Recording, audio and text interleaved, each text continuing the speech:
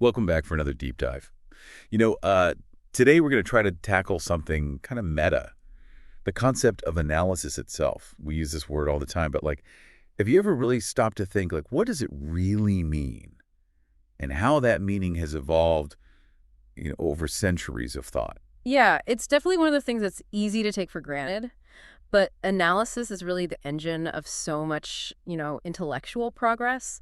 And as you mentioned, the way we understand analysis, it's gone through its own analysis, right? With Mhm. different thinkers offering all sorts of fascinating perspectives. It really is like we're using the tool to examine the tool itself. Right. So, where do we even begin with this? Where do we begin to unravel all of this? Well, I think like any good deep dive, we start at the source. The word itself, analysis, comes from the ancient Greek analusis, meaning loosening up or a dissolution.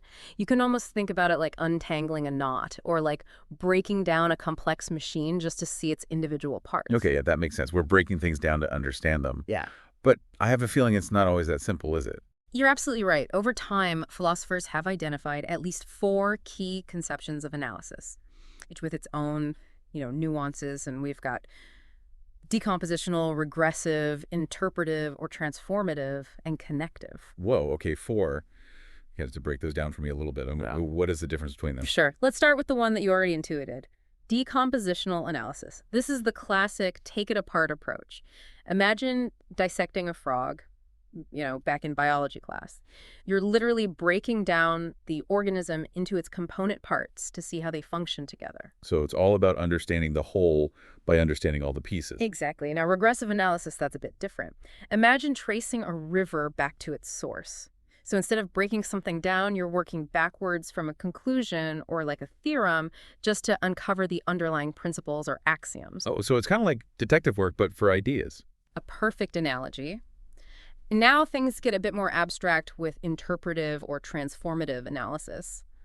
This involves translating what we're analyzing into a different framework or language, to reveal something new. Okay, so can you give me a real world example? How would we use that?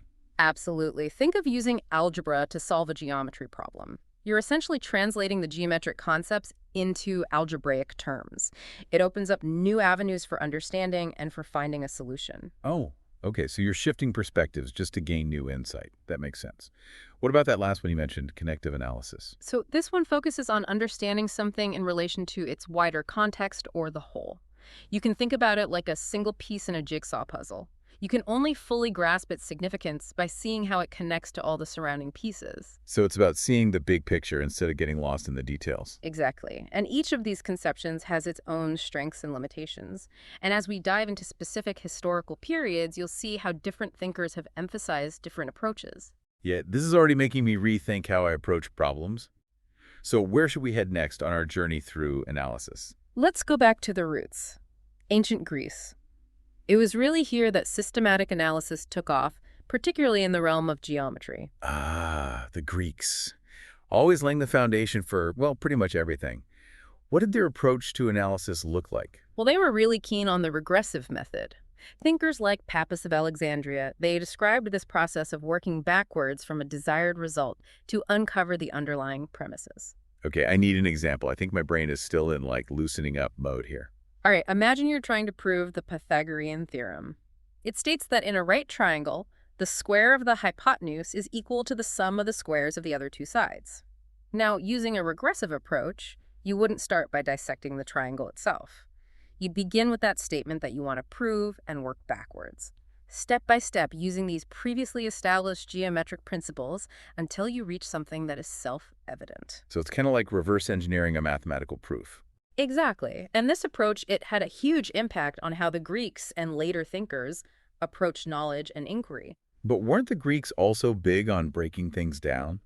Didn't they love dissecting animals to understand anatomy? That's true, and that reflects the decompositional side of their thinking. But even there, they often combined it with the regressive approach. So they dissect an animal to understand its parts, but then also try to trace those parts back to a more fundamental principle or element.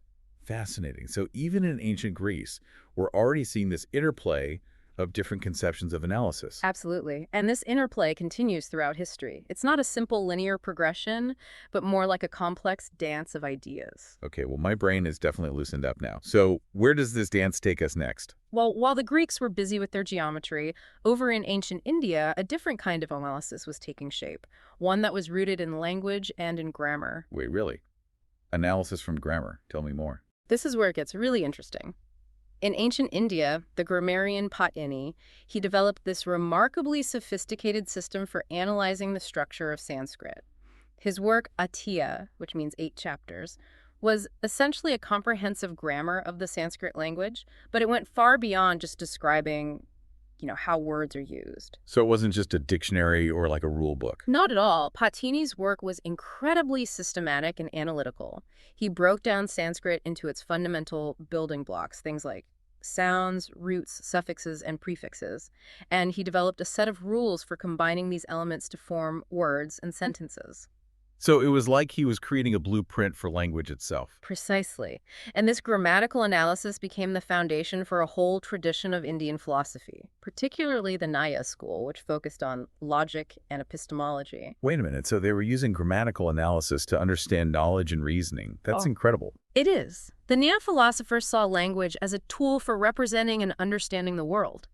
And by analyzing the structure of language, they believed they could gain insights into the structure of reality itself. Oh, wow. So it was like they were using the analysis of words to unlock the secrets of the universe. You could say that. And what's fascinating is they were doing this centuries before the rise of Western analytic philosophy. Okay, my mind is officially blown. Two completely different cultures, both developing sophisticated methods of analysis, but in totally different ways. It just highlights how fundamental analysis is to the human quest for understanding. But we're just scratching the surface here. Our journey through analysis is far from over.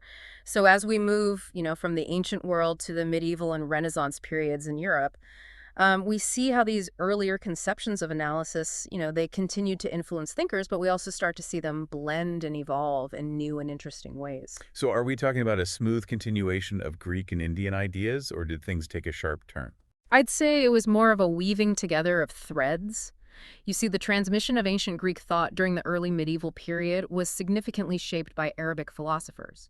They were instrumental in preserving, translating, and interpreting those key texts. So they really ensured that these ideas didn't just fade away. So they kind of acted as a bridge between the ancient world and the European intellectual reawakening. Exactly. And when those texts were reintroduced into Europe, they sparked this renewed interest in the analytical methods of figures like Plato, Aristotle, and Euclid. But I'm guessing they didn't just blindly copy what came before. I mean, there must have been some fresh interpretations along the way, right?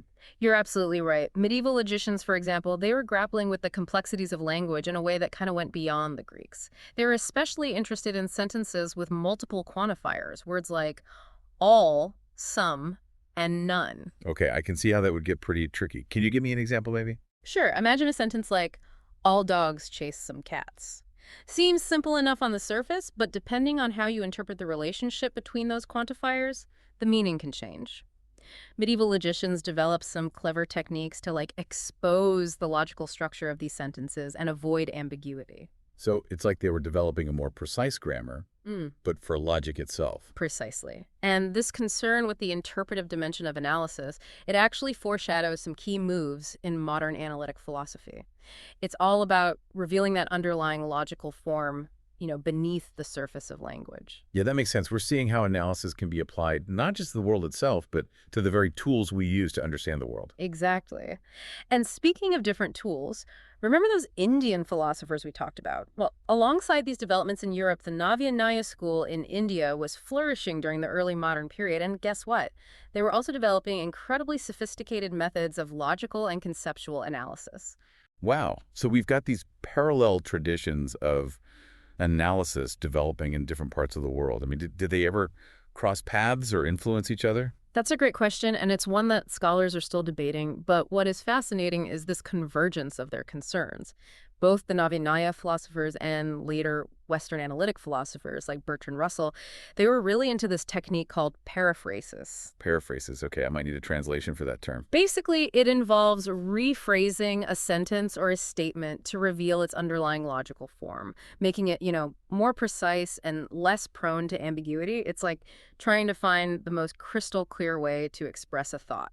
So they were both striving for clarity and precision, but coming at it from different angles. Exactly. And this pursuit of clarity, it really becomes a defining characteristic of analytic philosophy as it emerges in the West. Okay, so let's talk about that emergence. We're finally reaching the modern era. How did these earlier threads of analysis get woven into what we now recognize as analytic philosophy? Well, the 17th century marks a real turning point. This is the age of the scientific revolution, with giants like Galileo, Descartes, and Newton just changing our understanding of the universe. And their methods had a huge impact on how philosophers approached analysis. So are we talking about the rise of the scientific method influencing philosophical thinking? Absolutely. That emphasis on observation, experimentation, and breaking down complex phenomena into simpler parts, those were all hallmarks of the new science. And philosophers like Descartes, they explicitly brought these ideas into their approach to analysis. So it's like they were applying the tools of physics to the problems of philosophy. In a way, yes. Descartes, in his Discourse on Method, he laid out 4 key rules for guiding thought, and 2 of them clearly reflect this decompositional approach. He said, to divide each of the difficulties I examined into as many parts as possible, and to direct my thoughts in an orderly manner by beginning with the simplest and most easily known objects. It sounds like he was creating like a step-by-step guide to just breaking down complex problems into these more manageable pieces. Exactly. And this approach really resonated with empiricist philosophers like Locke, Berkeley, and Hume.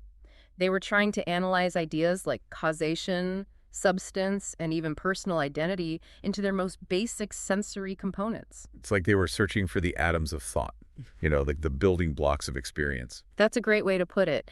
And this decompositional approach, for all its limitations, it had a lasting impact on how we think about philosophical analysis. But as we've seen, it's only one piece of the puzzle. Remember that connective approach we talked about? That one about understanding things in relation to a larger whole. Yeah. I remember. Where does that fit into the modern era? Well, alongside the rise of decompositional analysis, there was this growing awareness of its limitations. Some philosophers started to argue that you can't fully understand something just by breaking it down into its parts.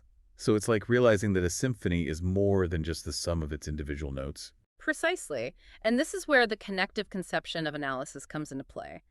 Thinkers who emphasize this approach, they believe that to truly grasp a concept, you need to see how it fits into this larger network of ideas and relationships. Okay, so we're back to that jigsaw puzzle analogy. Yeah. Each piece only makes sense in the context of the whole. Exactly. And this tension between decompositional and connective analysis, it plays out in some fascinating ways in the work of one of the most influential philosophers of all time, Immanuel Kant. Kant, the guy with the, really complex and dense philosophy, how does he fit into all of this? Kant was deeply engaged with the idea of analysis, but he had this very nuanced view. He argued that analysis, while essential for clarifying concepts, it couldn't capture the full richness of human experience or the complexities of the world. So he was acknowledging the value of breaking things down, but also warning against taking it too far. Exactly. Kant recognized that our experience isn't just this jumble of isolated sense data, it's a structured and unified whole. And to truly understand that whole, you need more than just decomposition. You need to grasp the underlying principles that connect those parts. This is making me think about those optical illusions where you see either a vase or two faces, depending on how you look at it. It's the same image, but the meaning changes based on the context and your perception. That's a fantastic analogy, and it really gets at the heart of Kant's critique of pure decompositional analysis. He was arguing that to understand something like human perception, you need to consider not just the raw sensory data, but also the mental frameworks we use to organize and interpret that data. So it's not just about what we see, but how we see it. Precisely. And this insight has had this profound impact on how we approach the analysis of complex phenomena, especially in fields like psychology, linguistics, and even artificial intelligence. This is really making me rethink how I approach analysis, my own life. It's not just about taking things apart. It's about understanding the connections, the context, the bigger picture. And that shift in perspective from a purely decompositional approach to a more holistic one is something we see happening across different cultures during this period. For instance, in China, during the late 19th and early 20th centuries, there was a similar movement to reevaluate traditional philosophical ideas in light of, the challenges of modernity. So they were also grappling with this tension between analyzing things into their parts and understanding the interconnectedness of the world. Exactly. And one figure who stands out in this context is Dai Zen. He advocated for this return to the original Confucian texts, but he also emphasized the importance of finzhan, which can be translated as the principle of analysis. So even as they were reaffirming their own traditions, they were also engaging with the idea of analysis in a new way. Absolutely. For Daizen, understanding Fenelon meant carefully dissecting these complex ideas and arguments, breaking them down into their constituent parts. But this wasn't just about mindless dissection, it was about uncovering the underlying principles that connected those parts and gave them meaning. So it was a kind of synthesis of decompositional and connective approaches. Precisely. And this reflects this broader trend we see in the history of analysis, where different approaches are constantly being blended, refined, and reinterpreted to meet the intellectual challenges of the time. But we're only halfway through our journey. There's so much more to explore. Yeah, it really is amazing to see how all these different threads of analysis were developing across cultures, each one grappling with that tension between breaking things down and understanding the bigger picture. But for now, let's shift our focus back to the West. We kind of left off with the rise of the scientific method and how that influenced philosophy. Where does analysis go from there? Well, the story gets even more intricate as we enter the 20th century. This is when we see the birth of what we now call analytic philosophy, a movement that really put analysis front and center. Okay, so we're finally at the point where analysis becomes a defining feature of philosophy itself. Exactly. And thinkers like Gottlob Frege, Bertrand Russell, and G.E. Moore, they were all deeply influenced by the advances in logic and mathematics that were happening at the time. They believed that many philosophical problems actually stemmed from the ambiguities and imprecisions of ordinary language. So it's like they were saying that our everyday words were getting in the way of clear thinking. Precisely. Their solution was to develop a more precise and formal language, one that could capture the underlying logical structure of our thoughts. They really saw logic as the ultimate tool for philosophical analysis. It sounds like they were trying to create a kind of philosophical code, like a way to express ideas with mathematical precision. That's a great analogy. And this new focus on logic, it led to some truly groundbreaking work in areas like the philosophy of language, mathematics, and even the foundations of science. Can you give me a specific example of how they used this logical analysis to tackle a philosophical problem? Sure. One of the most famous examples is Bertrand Russell's theory of descriptions. He was trying to solve a puzzle about statements that refer to things that don't exist. Oh, like the current king of France is bald. Exactly. On the surface, that statement seems to create a problem because, well, there is no current king of France. But Russell, using his logical toolkit, he argued that we can rephrase these kinds of statements in a way that avoids the problem. Okay, so how does that work? Well, he said that the statement isn't actually about a non-existent king. Instead, it's making a claim about the properties of being both king of France and bald. It's a subtle but powerful shift in perspective. So he was basically saying that the problem wasn't with the world itself, but with how we were using language to describe it. Exactly. And this insight, it had huge implications for how philosophers understood the relationship between language and reality. It showed how logical analysis could be used to dissolve philosophical puzzles that had seemed intractable for centuries. Wow, it's like they were performing some kind of philosophical magic trick, making these confusing concepts disappear with the power of logic. But I have to admit, this hyper-focus on logic and language, it seems a bit, well, narrow. You're not alone in thinking that. In fact, even within analytic philosophy, there were critiques of this overly formal approach. One of the most influential critics was Ludwig Wittgenstein. He was a fascinating figure whose own views on analysis evolved dramatically over his career. Oh yeah, I've heard of Wittgenstein. Wasn't he the one who said, whereof one cannot speak, thereof one must be silent? That's the one. Early on, he was actually a champion of logical analysis. His first major work, Tractatus Logico-Philosophicus, was all about how language mirrors the logical structure of the world. But later in his life, he completely changed his tune. Oh really? What happened? Did he have some kind of philosophical epiphany? You could say that. In his later work, Philosophical Investigations, Wittgenstein argued that language is far more complex and messy than any formal system of logic can capture. He said that focusing solely on logic ignores this rich tapestry of ways we actually use language in our everyday lives. So instead of searching for this universal logical structure, he was more interested in the nuances of how language functions in different contexts. Exactly. He started to see language as a tool we use for all sorts of purposes, giving commands, telling jokes, expressing emotions. It's not just about representing the world, it's about doing things in the world. That makes a lot of sense. Yeah. We don't just talk about things, we use language to interact with each other and to shape our reality. Precisely. And this shift in focus, it led Wittgenstein to a new conception of analysis. He started to emphasize the importance of understanding the grammar of our concepts, not in a dry, rule-based sense, but in terms of how those concepts are embedded in our practices, our forms of life. So it's less about finding the logical atoms of meaning and more about understanding how meaning emerges from the ways we use language in these different social contexts. Exactly. And this really marked a turn towards what's often called the ordinary language tradition within analytic philosophy. It's less about building these formal systems and more about carefully observing and describing how language actually works in practice. This is really making me appreciate the sheer diversity of approaches to analysis that have emerged over time. I mean, we've gone from ancient Greek geometry to Indian grammar to these logical systems to the everyday use of language. It's almost overwhelming. It is remarkable, isn't it? And this diversity continues to expand even today. While the decompositional approach and the emphasis on logic, they remain important tools, there's this growing awareness of their limitations. Many contemporary philosophers are exploring new approaches that emphasize the role of context, culture, power dynamics, and even our embodied experiences in shaping how we analyze and understand the world. So it's like the very concept of analysis is constantly being analyzed and reanalyzed. It's this never-ending process of refinement and expansion. Precisely. And that's perhaps the most important takeaway from our deep dive today. There's no single definitive answer to the question, what is analysis?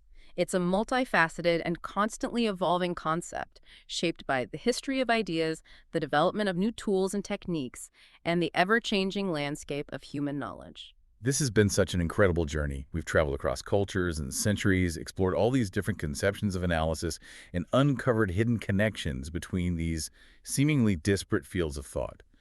But where does this leave us? What's the final takeaway for our listeners? The big so what? Well, I think the most important lesson is that analysis itself is this powerful tool for understanding. But like any tool, it needs to be used thoughtfully and with an awareness of its limitations.